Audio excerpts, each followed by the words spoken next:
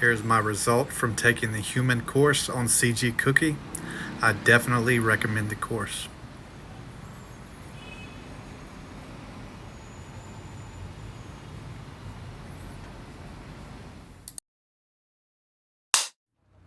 Here's my result from taking the human course on CGCookie.